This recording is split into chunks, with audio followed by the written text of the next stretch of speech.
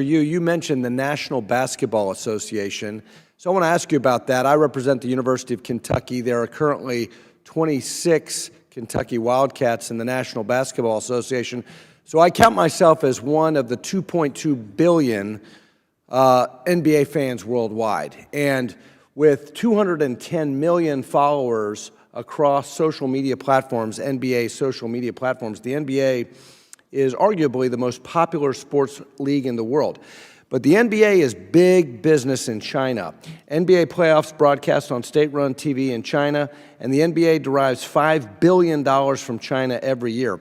ESPN examined investments of the 40 principal owners of the NBA and found that they collectively have more than $10 billion tied up in China, including one owner whose company has a joint venture with an entity that has actually been sanctioned by the U.S. government. Now, I think on the one hand, exporting American basketball into China could be quite advantageous in the cultural competition that we have.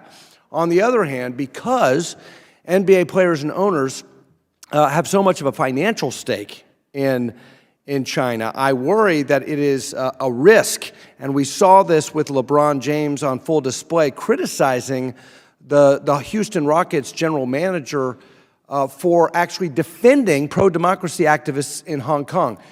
Talk to me about the NBA, China's influence over the NBA, what risks there are, and does Congress have a role in helping the NBA see the light?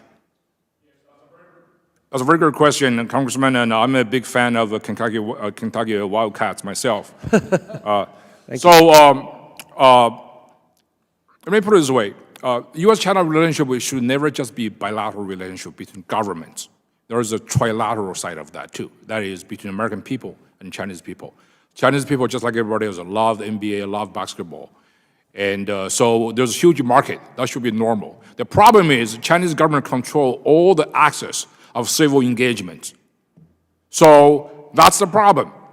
So you have to really make sure that there is some kind of legislature that will guarantee Americans equal access to Chinese market without the Chinese government unlawful interference on issues such as a tweet by a basketball manager. And that will cause the complete suspension of the entire broadcast business.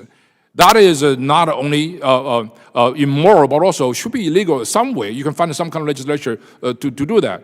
So that's why I think I had to use the word, well, I'm not going to say this, but I think it's very important for us to engage, to basically deal with the Chinese government, not just to believe that China only is represented by the Chinese Communist Party.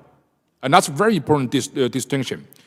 I mentioned that I have some government experience working previously. The single most violent reaction from the Chinese Communist Party is American statement that the Chinese Communist Party is not the same as Chinese people. That drives them crazy, nuts, because that's the biggest fear.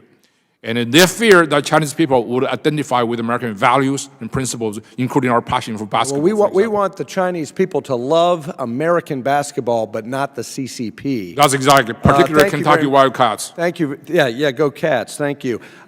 TikTok, real quick. Last year, TikTok was second only to YouTube as the most used social media platform by American teenagers. A third of TikTok's adult U.S. users got their news from the platform in 2022. 1 billion monthly active users, 8 new users every second. I am worried about TikTok's selective promotion of certain topics and narratives to curate a CCP-friendly political landscape. We hear about proposals to ban TikTok, to force a divestiture so that there's an American-controlled TikTok. What is the policy solution?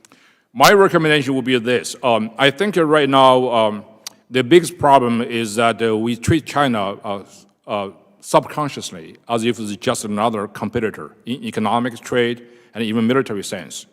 We fundamentally disagree on political issues, systems. So unless we solve that problem, this problem is going to continue with TikTok and many other things. So I would recommend that Congress will enact some kind of law that identifies China as a non-market economy, as Chinese government, as anti-market, as anti-business. So every business from China, TikTok included, who wants to do business with the United States, we have to place a burden of proof on them to prove the Chinese government would not have any interference in their operation in the United States.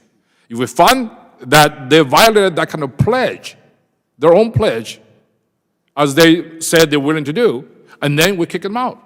So that's basically very simple. We place a burden of proof on their shoulder rather than we try to catch them. Because, they can always play games. TikTok, for example, you guys said, listen, you cannot have a server inside China. You said, we'll move the server to Singapore and to Texas. But the problem is access, as Congressman Gallagher said. Chinese Communist Party has full access to their servers, no matter where it's served. So that's the problem. Thank you. I yield. Ms. Sherrill.